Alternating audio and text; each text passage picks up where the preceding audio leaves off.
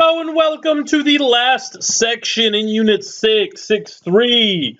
Let's get it, graph and rational functions. Before we even get on and finish up this section and get started here, I'm going to let you know this is probably going to be a little long one, so just kind of take it easy here. We're going to be graphing basically fractions that have variables in them, and you're going to be like, oh, I don't know how to do it. Well, yeah, it's going to be difficult. It's going to be kind of hard, but we got to pay attention and to make sure we do what we got to do. Practice, practice, practice. Okay, so a lot of different things that go into this. First, we're going to graph rational equations, but what is a rational equation? The last couple sections, you've been solving equations and you've been, multiplying by conjugates and stuff like that. And what a rational equation is basically some function divided by some other function. So usually we say it's p over q or p of x over q of x. This is how the notation is. It's just saying that this is some function, something with variables, okay, some number with variables over the same thing. Okay, now they're going to be different, obviously, different functions, but that's basically what we're doing. And because we have variables, we're going to get some crazy sketches of some graphs here. So one example of a graph, you have seen this one before. And you have seen this one back in transformations, I think it was in like 4.1. It was f of x equals 1 over x. Okay, that's one of them. This is going to be another one here where you have like that one, and then you have like that one there. Okay, so you're going to have some crazy functions. You can also have another one where it like goes up and comes back down and kind of does that. Okay, so they're going to look a little weird, but we're going to hopefully get through the process. We're going to work on 3 equations at a time.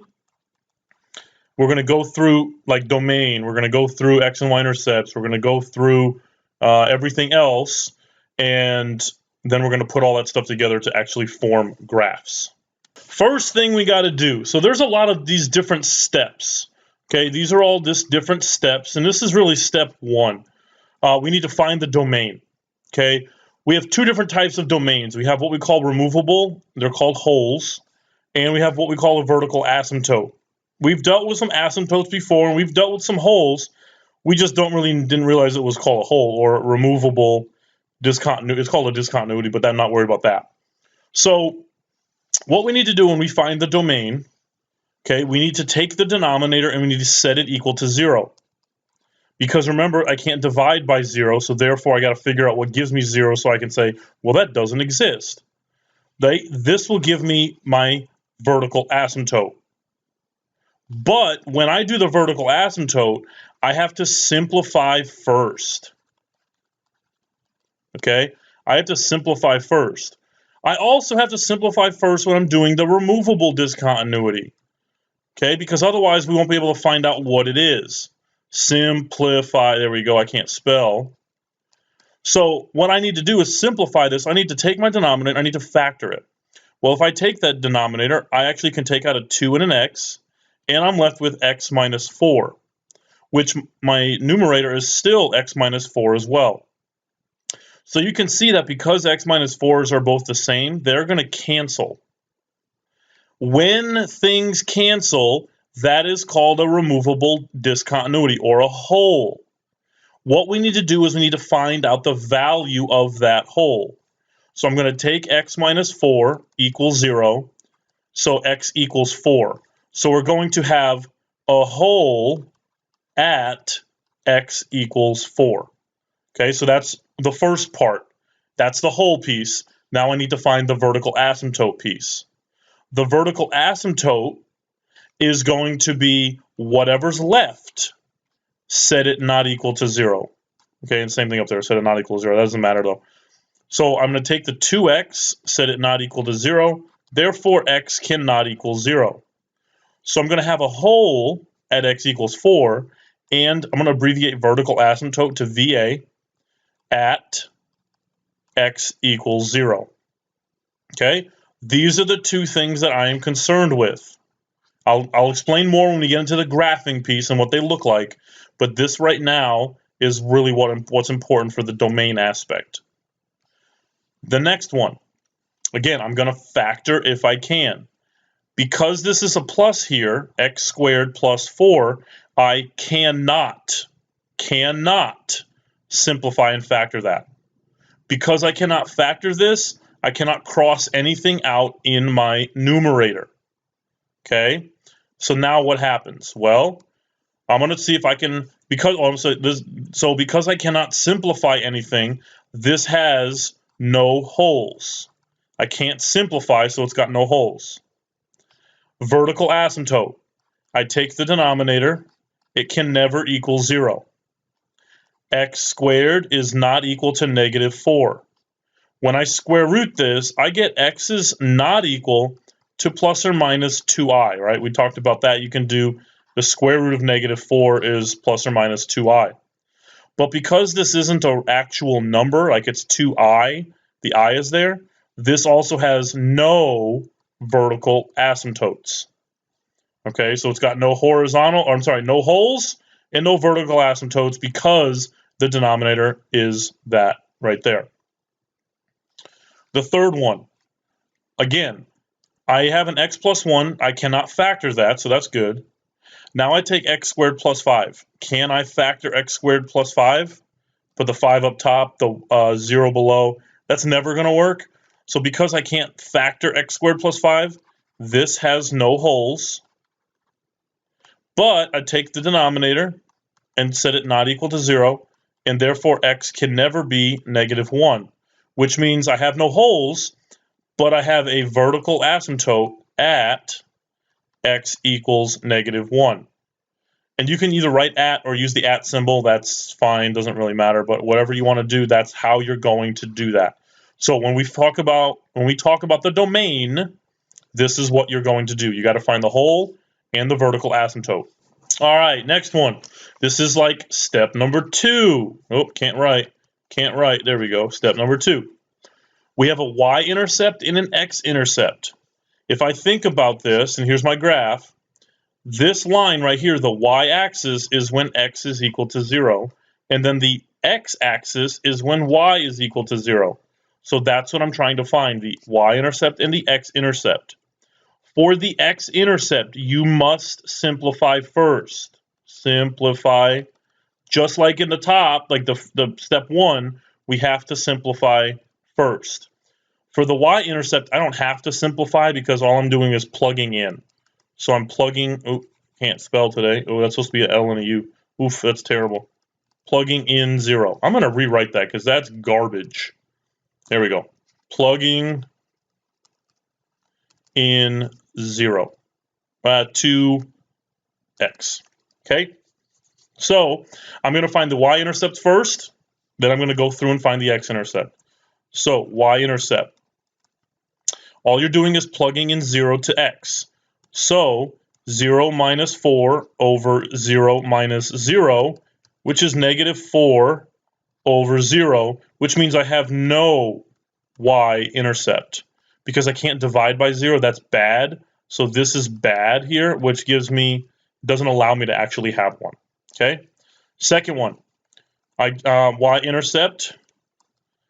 I'm going to get 0 plus 0 minus 3 over 0 plus 4, which is negative 3 over 4. So my y-intercept is at 3 over 4, negative. Okay? Hopefully we got that. I'm just doing the math real quick. 6 times 0 squared is 0. That's why I'm able to do that. All right? Hopefully we're getting that piece there. Y-intercept here is going to be 0 plus 5 over 0 plus 1, which is 5 over 1, which is 5. So the y-intercept here is going to be at 5. All right, we got the y-intercepts down. Fantastic. Let's go to x-intercepts. So this is, if you notice, hopefully these are the same 3 equations. Hopefully you're not like, well, they look all different. No, they're the same 3. This equation here in the very top, I was able to factor the denominator to 2x times x minus 4. These canceled, so really it's 1 over 2x. Okay? So when I find my x-intercept, I make y 0. So really I have y equal 1 over 2x.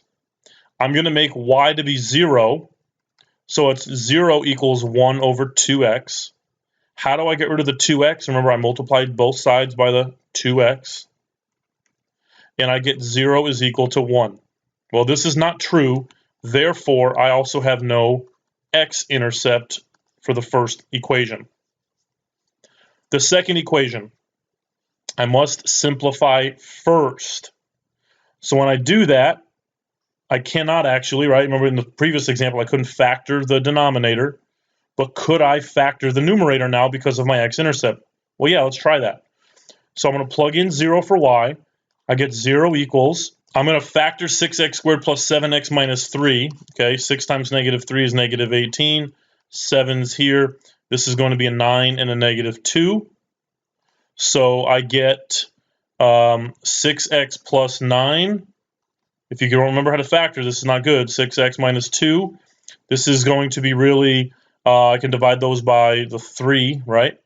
So I get 2x plus 3 times, I can divide these ones by 2, 3x minus 1. So 0 equals 2x plus 3 times 3x minus 1 over x squared plus 4. Hopefully you realize that when I have 0 equals a fraction, the denominator just cancels out when I'm solving, because I multiply by the denominator and that just goes away. Okay, so I'm really solving the numerator. So now I solve this. Hopefully you realize that you can do this quick as negative 3 over 2. And this one here is going to be 1 over 3. So you're going to have two x-intercepts on this one. You're going to have one at negative 3 over 2 and the other one at 1 over 3. So you're going to have 2 on this one, okay? The last one. Again, you want to try to factor as much as you can. I can't do any of that. So I'm going to take 0 equals x squared plus 5. Remember, the denominator is going to cancel, so I'm just not even going to write it. I'm going to subtract the 5 equals x squared. So x is equal to plus or minus I square root of 5. But that I is not really good, so this has no x-intercept because I can't have an I as an x-intercept. That's not good. Whenever we have i's when we're graphing right now are not good. All right, so I have x-intercept here, which is nothing. I have y-intercept right there. I have y-intercept right there, x-intercept, and then I also have none and none right there. So that's step 2. All right, now we got to talk about horizontal asymptotes. So vertical asymptotes are just vertical lines that the graph is never going to touch. Okay, graph is never going to touch vertical asymptotes. Horizontal asymptotes, a graph can touch. It is okay to touch a horizontal asymptote, meaning pass through. Okay, they could pass through or cross a horizontal asymptote. That is okay. It's not like against the law where if you cross a vertical asymptote, you are going to be put in prison, because that's bad. All right, horizontal asymptotes are okay. Now, we can identify horizontal asymptotes by 3 things. 1, the degree in the numerator is bigger. So that means the exponent is bigger. The biggest exponent is bigger in the numerator.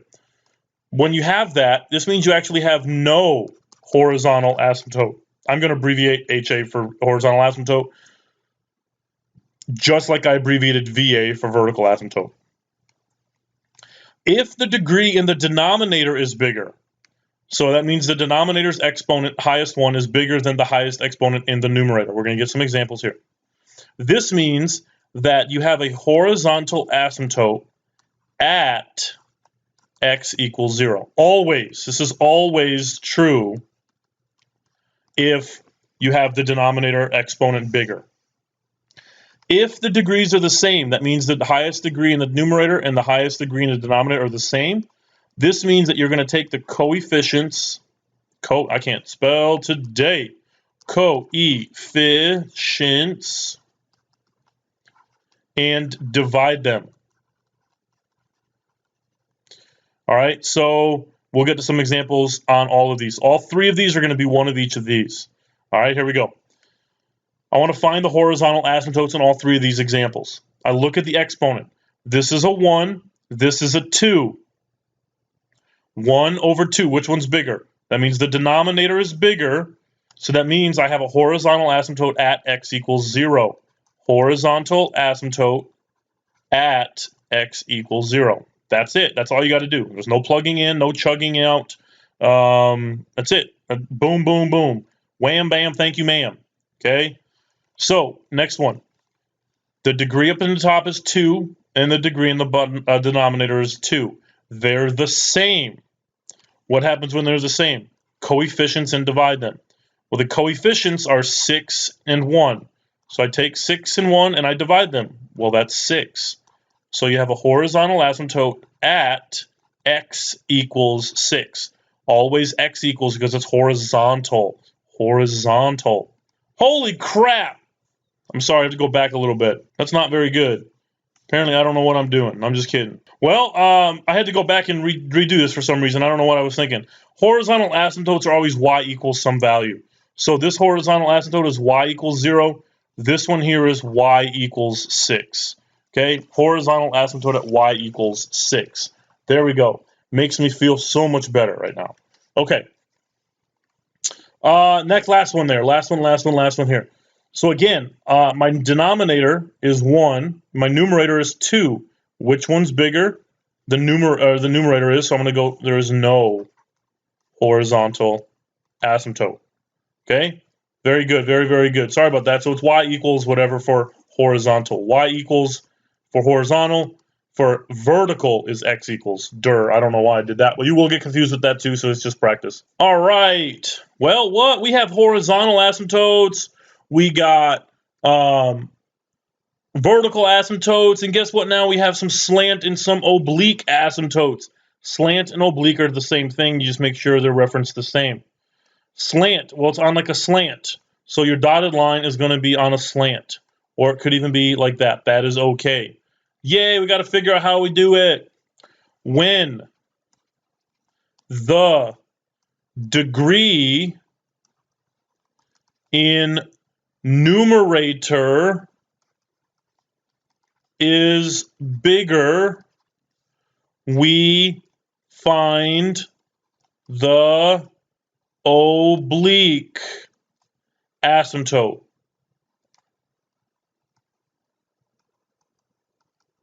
Here's how we do it.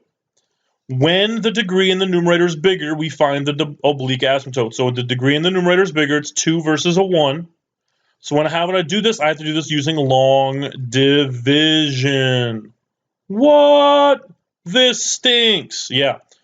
You can kind of do this using synthetic division, but not every time your denominator is going to be a nice x plus 1. It could be like an x squared, and that means we have to use long division. So just use long division now. So I take x plus 1, right? And remember, I do this. I put the x squared in here. I put plus 0x plus 5. Remember, I need a placeholder for things that I don't have. Then I see x times x is x squared. X times 1 is x. I subtract. Those are going to cancel. 0 minus 1 is negative 1x plus 5. X times negative 1 is going to be there. Negative 1 times 1 is going to be negative 1. I subtract. Those are going to cancel. 5 minus negative 1 is 6. So plus 6 over x plus 1. So I did long division. You don't care about the remainder. So because the remainder I don't care about, this piece doesn't matter. So I take the x minus 1. So you're going to say, okay, there's going to be a slant asymptote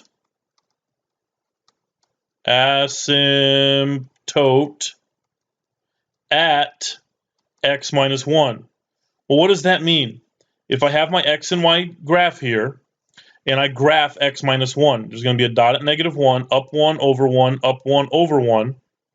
I'm going to have a dotted line of my slant asymptote going through. I could have vertical asymptotes still in place, and I could still have a horizontal asymptote there as well.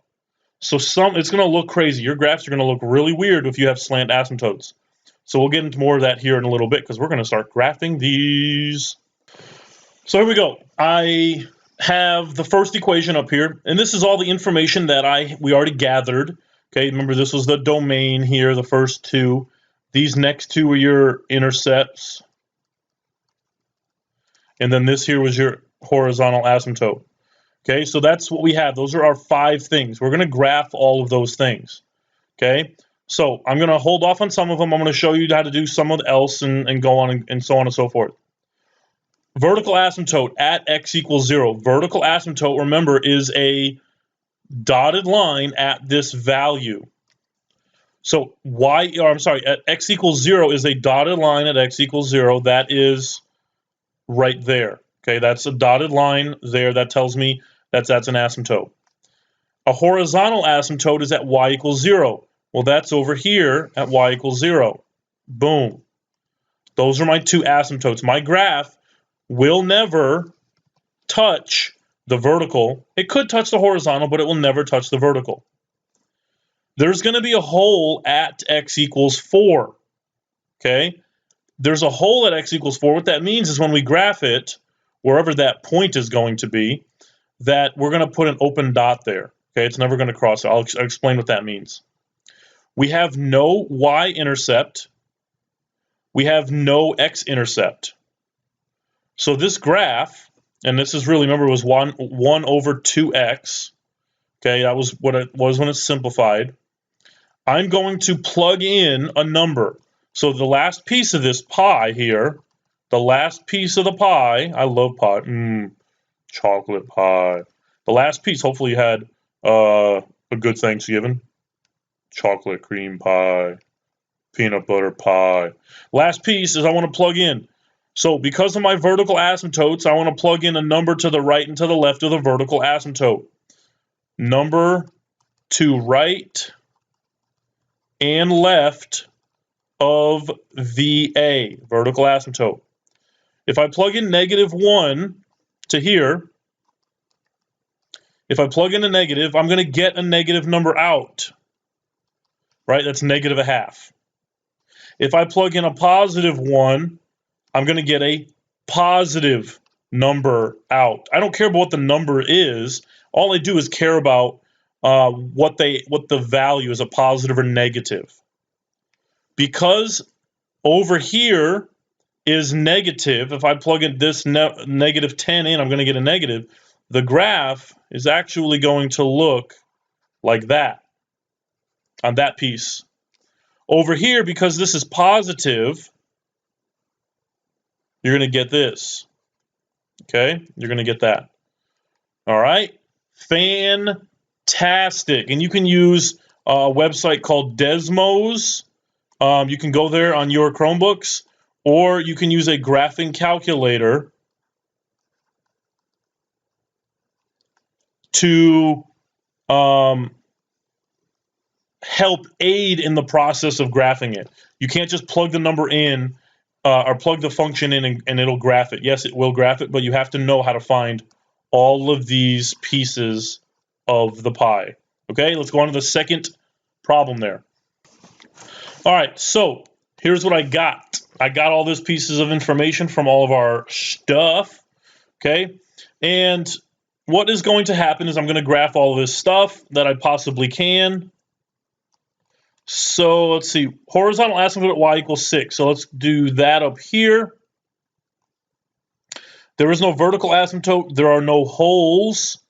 Oh, I forgot to do the hole in the last problem. Oops. That's okay. We'll go back to that after in a little bit, if I remember. Actually, no, let's do it now so I don't forget. Let's do it now. So this is going to stink. I'm sorry about this, guys. I forgot about the hole. We got to do the hole. That's really the last piece of the pie. So it's at x equals 4. So wherever my graph was x equals 4, so wherever that point is, I'm just going to go and put an open circle right there. That's all it means. I'm just going to put an open dot right there.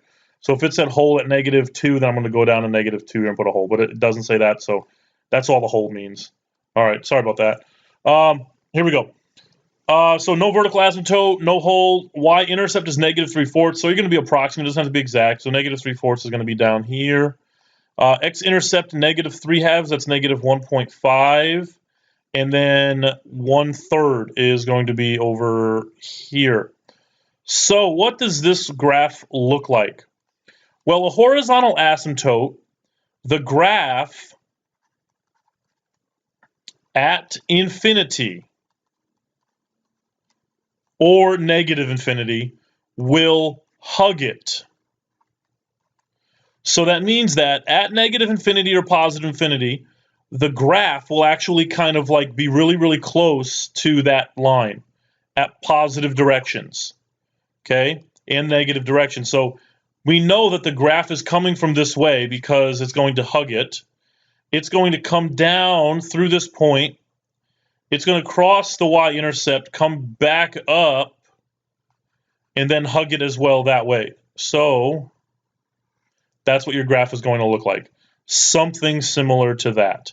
It cannot look like this because that is a horizontal asymptote at negative and that's positive, so it cannot look that way. Hopefully that makes a little bit of sense. Again, it's just more practice kind of identifying what you're doing. If you want to plug in numbers, you can plug in +1, +6, -5, -9, whatever, and you can see that it's actually going to get bigger and bigger and bigger, closer to +6 on the y-axis. All right, in this case, so here's got all of our information. We have a vertical asymptote at -1, so let's do that. So vertical asymptote at -1 is right there. We have no horizontal asymptote, but I do have a slant asymptote at x-1. So x-1 is right there. And then I got to graph the asymptote from there. So let's see if I can do that. Fantastic. There's my slant asymptote, my oblique asymptote. We have, what else we have? We have a y-intercept at 5. So at +5, we have a y-intercept. Okay. What else do we have? What else do we have? We have nothing. That is it. Fantastic. Now we got to figure out how this goes. Well, I can tell you that if I look at this graph, and I'm just going to show you an example here. If I were to draw a graph that hugs this and then hugs this one here, this is going to probably not work out right. And how do you know that? Well, let's get an example in here. Let's put a number to the left of the vertical asymptote, just like we did in example 1. So vertical asymptote is at x equals -1. Let's plug in a number to the left of that. Let's plug in -2. Okay, -2. So if I plug in -2, I'm going to get 4 + 5 over -2 + 1. That's 9 over -1, which makes -9. -9 is in this kind of piece here, in this diagram here, in that piece of the pie there. So, oops, what am I doing today? So that means that this up here is not going to be graphed in at all. Nothing's going to be here. Every number that you plug into the left of it, like -10, will be in this little diagram there. So therefore, it's going to hug the slant asymptote there, and it's going to come down and kind of cross that -9 there. It doesn't have to. It's a sketch, so it's not that big of a deal, but that's what's going to happen. If I were to take the number 2, 3, 4, 5, 6, whatever, and do the same thing, you're going to realize that this spot here, this space here, is not ever going to be used as well. So it's going to come down, it's going to cross the y-intercept, and then it's going to kind of run alongside the oblique asymptote. The oblique asymptotes, okay, the function does run alongside at some point. So you have to kind of think about that. So it does run alongside the slant asymptote somewhere. All right, hopefully that makes a little bit of sense. We have 2 more examples to do. One example we're going to do together, and then the last one you'll do yourself, and we'll go over it. All righty then. Holes, vertical asymptote. Remember, holes, I got to factor if I can. So I'm going to take it. I'm going to factor the top. I can take out an x. So I get x times 2x squared minus x minus 1. All of that is over x plus 1 times x plus 1. I factor the bottom. Now, can I factor the top some more? 2x squared minus x minus 1? Yes, actually I can. So that's going to be x times 2x minus 1 times x plus 1. Oh, I'm sorry, this is going to be a plus and this is going to be a minus here. So let's fix that. There we go. 2x plus 1 times x minus 1. And again, you can do that math. You can do the factoring, the x and all that stuff. Times x plus 1, x minus 1. No, x plus 1, x plus 1. So because my function there factors to this, none of this can be simplified. None of this can be like canceled out. So I have no holes. Vertical asymptote. I take the denominator, set it equal to 0. Because these are both the same, I'm going to get a vertical asymptote at x is equal to 1. I'm sorry, negative 1, because I got to solve it. So negative 1 for both of those would give me 0. So vertical asymptote at negative 1. Those are good to go. Y-intercept. The y-intercept, I make x 0. Okay, I make x 0. So I'm going to go back up here. So I get 0 minus 0 minus 0 over 0 plus 1, which is just 0. So I have a y-intercept at 0. My x-intercept, I'm going to set 0 equal to the numerator. Remember, we've done this before, equal to the numerator. X times 2x plus 1 times x minus 1. So remember, I got to take each of these individual and solve them. This is 0, this is negative 1/2, and this is 1. Remember, I flip and divide, I can do all that stuff. So I have 3 x-intercepts now, okay? Horizontal asymptote. If the degree is bigger in the numerator, it is, I have no horizontal asymptote. But because this happens, I have a slant asymptote. So I have to take the denominator and long divide it into the numerator. So 2x to the third minus x squared minus x plus 0. Remember, I need that term if I don't have it. X squared times 2x gives me that. So that's 2x to the third. 2x times 2x is 4x squared. 2x times 1 is 2x. Now I subtract. Cancel. Negative 1 minus 4 is negative 5x squared. Negative 1 minus 2 is negative 3x plus 0. Okay, and you can do the rest of that, so I'm going to skip ahead real quick. So I've skipped ahead now, and again, you can do that, and you get your information, and you realize that you have a remainder, which is 7x plus 5, and I don't care about the remainder. Okay, I only care about the 2x minus 5. So you're going to have a slant asymptote at 2x minus 5. Okay, let's put all this together now. I get no holes, but we have a vertical asymptote at negative 1. So there's your vertical asymptote. I have a y-intercept at 0. So y-intercept at 0, that means it's going to cross there. I also have an x-intercept at 0, so I don't have to graph that one twice because it's already the origin. X-intercept at negative 1/2, which is going to be like right in there. And at positive 1, which is going to be right in there. What else do I have? I have a slant asymptote at 2x minus 5. So minus 5, up 2 over 1, up 2 over 1, up 2 over 1, and so on. That's your slant asymptote. And so I'm going to graph this one real quick. And there's your slant asymptote right there. So what happens? Well, all right, so on some of these harder ones, you're going to have a harder time figuring out where the actual graph is going to be. Is the graph going to be just in this region, just down there, and so on and so forth? And so I showed you some strategies before where you can plug in numbers and find out what's going to happen. But we're going to kind of mess around with that right now. I want to show you another way how to do that. And this is another thing we're going to do as well. We can use Desmos. Okay, it's Desmos.com. You have an app for it on your Chromebook.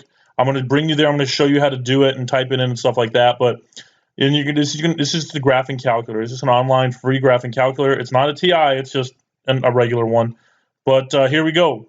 All right, so this is what it looks like right here. So you can see that it's going to come up along the. You know what? I'm actually going to do this. I'm going to type in our. Remember our vertical asymptote was x equals -1.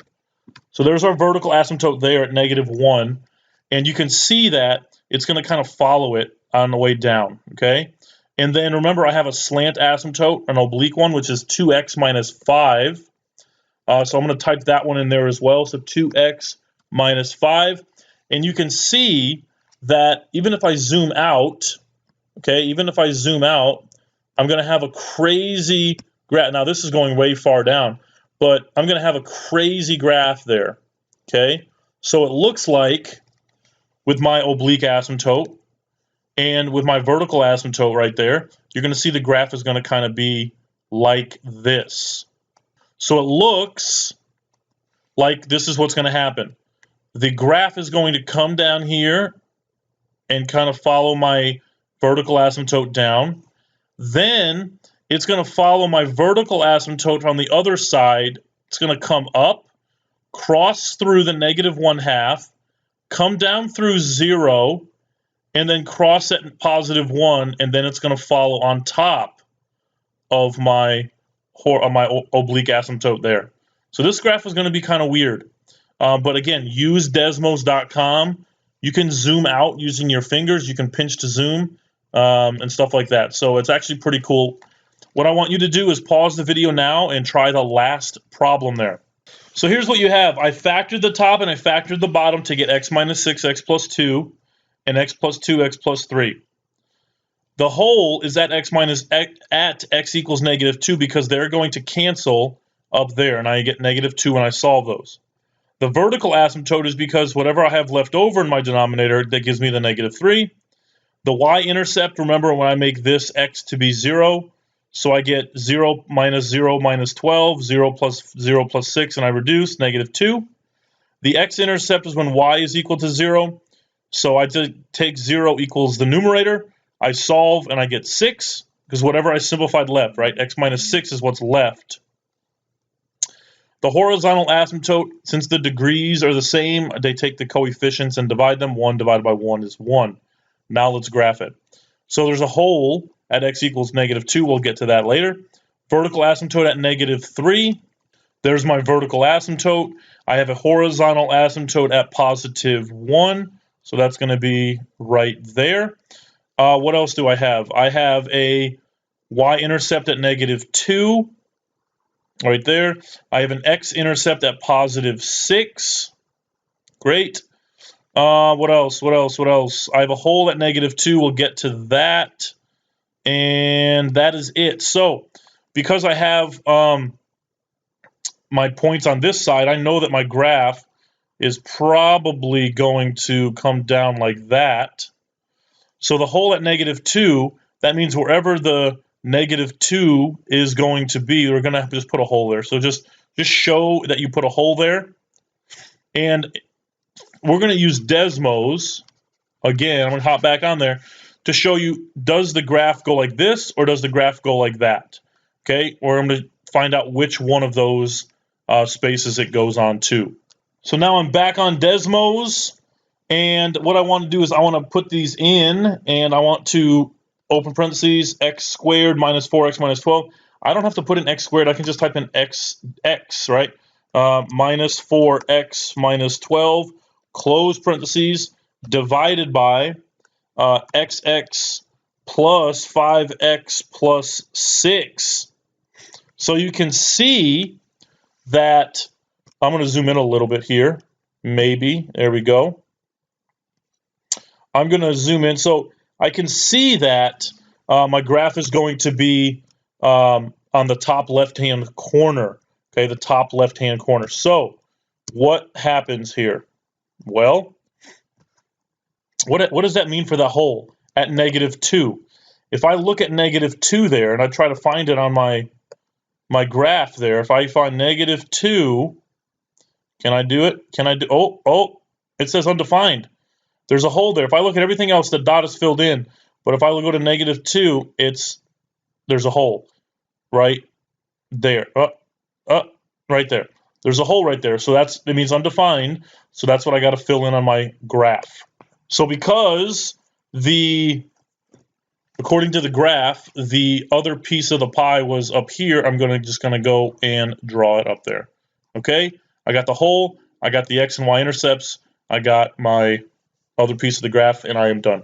I know this was a long video. I'm gonna try to condense it to as much as I can, but I'm very sorry, but it is a lot of information. So use Desmos to the best of your ability, ask questions, and it shouldn't be that bad, but it could be. So good luck, have fun, deuces.